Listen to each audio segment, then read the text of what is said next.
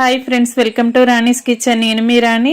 Friends, ఈరోజు recipe వచ్చేసి snacks recipe అండి. Tea time snacks recipe. Tea time snacks అంటే పెద్దవారి కోసం మాత్రమే కాదు, చిన్నపిల్లలు కూడా చాలా టేస్టీగా క్రిస్పీగా ఎంజాయ్ చేస్తూ తినే రెసిపీ. ఆ ప్రాసెస్ అంతా చూడండి. వీడియోని ఫస్ట్ నుంచి లాస్ట్ వరకు స్కిప్ చేయకుండా చూడండి. మీ అందరికీ కూడా ఈ రెసిపీ చాలా బాగా నచ్చుతుంది. అలాగే ఛానల్ని ఫస్ట్ టైం చూస్తున్న వారు సబ్స్క్రైబ్ చేసుకుని పక్కనే ఉన్న బెల్ బటన్ క్లిక్ చేయండి. నేను పెట్టబోయే రెసిపీస్ అన్నీ డైలీ మీ ఫోన్కి నోటిఫికేషన్కి వస్తాయి. ఓపెన్ చేసి చూడండి. సింపుల్ ప్రాసెస్తో టేస్టీ రెసిపీస్ని చూపిస్తాను. అన్నీ కూడా మీ ఇంట్లో అందరికీ నచ్చుతాయి. ఇంకా వీడియోలోకి వెళ్ళిపోదాం. ముందుగా ఒక మిక్సింగ్ బౌల్ తీసుకోండి. దానిలోకి 1 కప్పు నిండా మైదా పిండి వేసుకోండి. మైదా పిండి ప్లేస్లో మీరు గోధుమ పిండి అయినా వేసుకోవచ్చండి. దీనిలోకి టేస్టీకి సరిపడా సాల్ట్ వేసుకోండి. అలాగే 2 టేబుల్ స్పూన్లు చియా సీడ్స్ వేసుకోండి. చియా సీడ్స్ ఉంటే వేసుకోండి, లేదంటే స్కిప్ చేసేయచ్చు.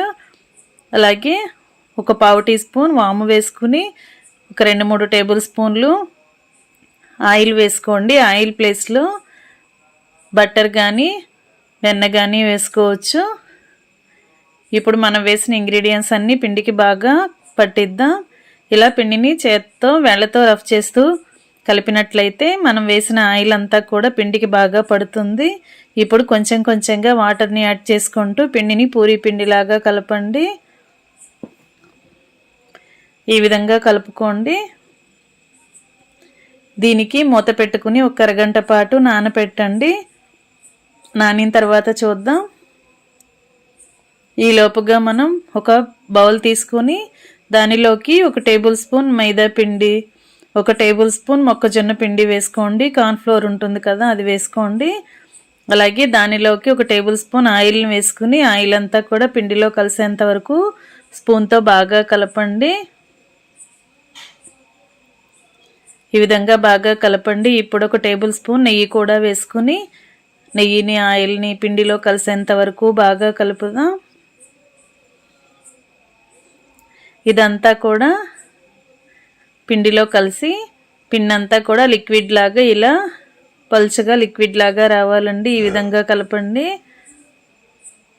మరి ఎక్కువ పలుచగా కాకుండా కొంచెం చిక్కగానే కలుపుకోండి.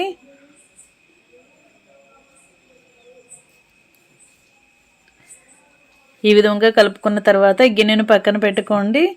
ఇప్పుడు ముందుగా నానబెట్టుకుని ఉంచుకున్న మైదా పిండిని చూద్దాం. అరగంట తర్వాత చూసినట్లయితే పిండి అంతా కూడా ఇలా సాఫ్ట్గా నాని ఉంటుంది. ఇప్పుడు పూరీ పీటకి పొడి పిండిని అప్లై చేసుకోండి. ఇలా చల్లుకోండి. ఇప్పుడు కలిపి పెట్టుకున్న ముద్దని ఇలా పొడవుగా రోల్లాగా చేసుకోండి.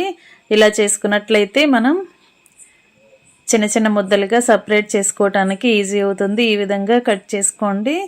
అన్నీ కూడా సమానంగా కట్ చేసి తీసుకోండి. ఇలా చేసుకున్నాం కదా, వీటిని ఒక బౌల్లోకి పెట్టుకుందాం.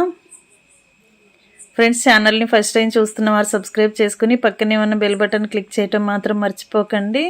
నేను పెట్టబోయే రెసిపీస్ అన్నీ డైలీ మీ ఫోన్కి నోటిఫికేషన్కి వస్తే ఓపెన్ చేసి చూడండి.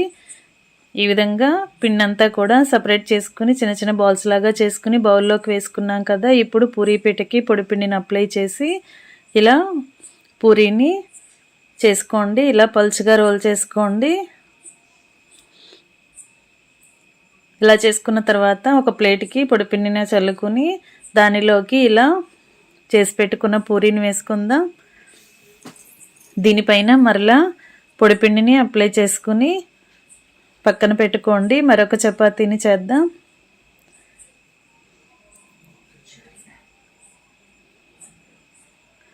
ఈ విధంగా దీనిని కూడా పలుచగా చేసుకున్నాం కదా. ఇలా ఒత్తుకున్న పూరీని ముందుగా ప్లేట్లో పెట్టుకున్న పూరీ పైన వేసుకోండి.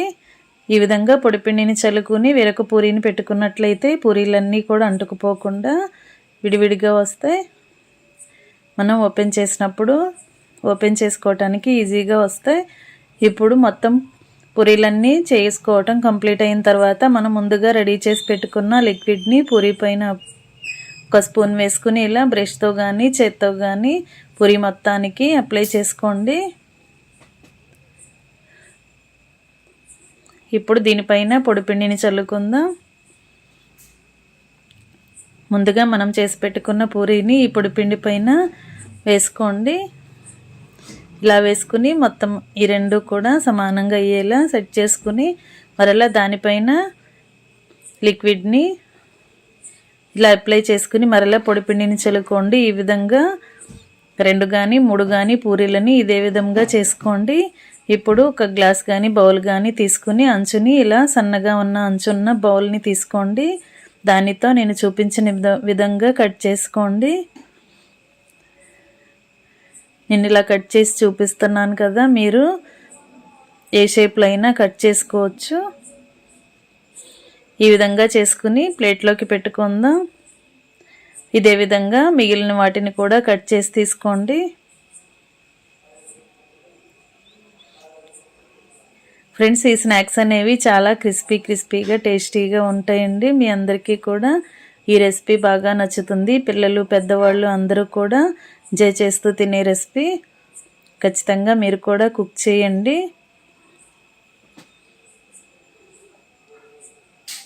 ఈ విధంగా అన్నీ కూడా కట్ చేసుకుని ఒక ప్లేట్లోకి పెట్టుకున్నాం కదా, ఈ విధంగా మిగిలినవన్నీ కూడా కట్ చేసి తీసుకుని ఒకేసారి ఇలా మొత్తం అన్నీ కూడా రెడీ చేసి పెట్టుకోండి.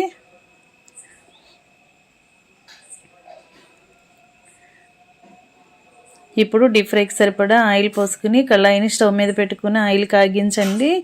మీడియం ఫ్లేమ్లో ఆయిల్ బాగా కాగిన తర్వాత ఇలా ఆయిల్కి పట్టినన్ని స్నాక్స్ని ఆయిల్లో వేసుకుని బాగా ఫ్రై చేయండి. ఒకవైపు ఫ్రై అయిన తర్వాత వెనక వైపు కూడా ఫ్రై చేసుకుని క్రిస్పీగా అయిన తర్వాత ఆయిల్ నుండి తీసేసి ప్లేట్లోకి వేసుకోండి. ఇదే విధంగా మిగిలిన వాటిని కూడా సెకండ్ బ్యాచ్ వైజ్గా వేసుకోండి.